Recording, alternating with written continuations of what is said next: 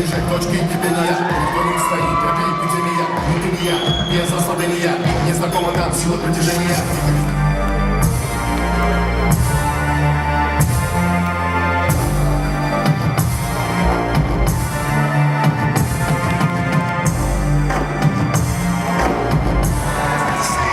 Весовая категория 66 килограммов. Его оппонент — представитель Узбекистана Кулдашев Дильё. Бойцы на середину. Приготовились. Пожали руку. Руку пожали.